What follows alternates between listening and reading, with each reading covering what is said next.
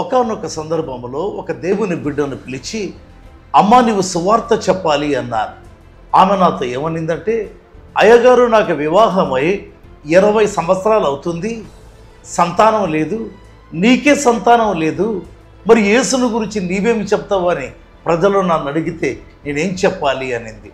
ప్రియ దేవుని బిడ్డలారా, యోబు గ్రంథం 27వ అధ్యాయం 11వ వచనంలో యోబు ఒక చక్కటి మాట అన్నాడు. ఏంటి ఆ మాట చెప్పమంటారా? దేవుని హస్తమును గురించి నేను మీకు ఉపదేశించేదను, సర్వశక్తుని క్రియలను నేను దాచిపెట్టాను. యోబు ఎంత భయంకరమైన కష్టం అండి. ఆస్తులన్నీ పోగొట్టుకున్నాడు, పిల్లలందరినీ పోగొట్టుకున్నాడు, ఆరోగ్యమంతా పోగొట్టుకున్నాడు, హోదా పోగొట్టుకున్నాడు, సమాజంలో తన స్థాయి పోగొట్టుకున్నాడు. అయ్యో, చిల్ల పెంకుతో గోక్కుంటూ నేను సర్వశక్తుని గురించి చెప్తాను అన్నాడు.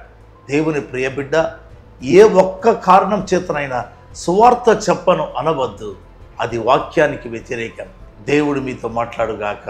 ఆమేన్.